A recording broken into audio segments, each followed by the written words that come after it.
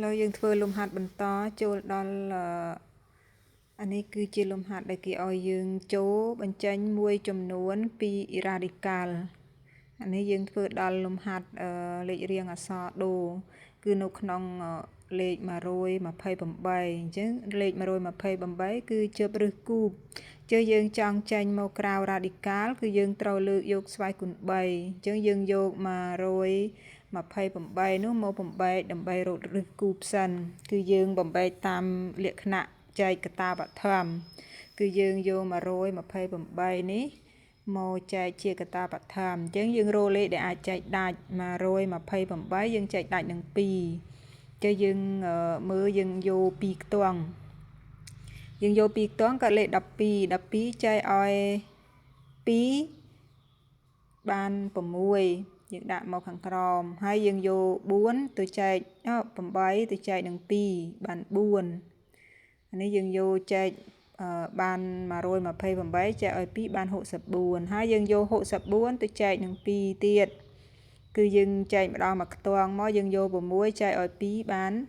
3យើងយក4ចែកឲ្យ2បាន2ហើយយើងយក32ទៅចែកនឹង2ទៀតគឺយើងយក3ទៅចែកនឹង2យើងយកមួយខ្ទង់សិនយក3ចែកឲ្យ2បាន1នៅសល់1ហើយយើងយក1ទៅផ្គុំនឹង2កាត់12ចែកឲ្យ2បាន6ចឹងក៏ទៅជា16ចែកឲ្យ2បាន8ចែកឲ្យ2បាន4ចែកឲ្យ2បាន2ចែកឲ្យ2បាន1អស់ហើយចឹងចំនួនលេខដែលយើងចែកបានយើងត្រូវប្រមូលផ្ដុំជា3ក្រុមយើងចង់បានជាគូបគឺយើងដាក់ជា3ក្រុមយើងយកមកចែកឲ្យបានស្មើគ្នាលេខ2យើងលើកយកចំនួន3កតាមកចែកគ្នាម្នាក់មួយ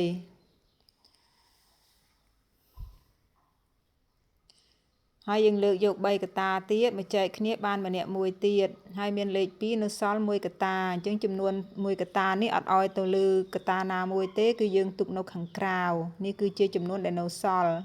ញ្ចឹងយើងគុណចំនួនដែលយើងបានផ្ដុំនោះចូលគ្នា2គុណឲ្យ2បាន4 2គុណឲ្យ2បាន4 2គុណឲ្យ2បាន4ហើយគុណនឹង2ដែលនៅខាងក្រៅអញ្ចឹងចំពោះលេខ4វាមាន3កតាយើងអាចលើកជាគូបបានគឺយើងស្មើនឹង4គូបគុណនឹង2មានន័យថា128គឺស្មើនឹង4គូបគុណនឹង2អញ្ចឹងយើងយក4គូបគុណនឹង2នេះទៅជំនួសឲ្យលេខ128យើងដាក់នៅក្នុង radical យើងបាន4គូបគុណនឹង2ជាប់ឫសគូបបន្ទាប់មកទើបយើងចេញចំនួនដែលនៅក្នុង radical នេះអញ្ចឹងចំពោះលេខ4មានស្វ័យគុណ3ស្មើនឹងសន្ទុះនៃ radical អាចចេញក្រៅបានប៉ុន្តែសម្រាប់លេខ2មិនអាចចេញក្រៅ radical បានទេគឺជាប់នៅក្នុង radical អញ្ចឹងយើងចេញបានតែមួយចំនួនទៀតត្រូវជាប់នៅក្នុង radical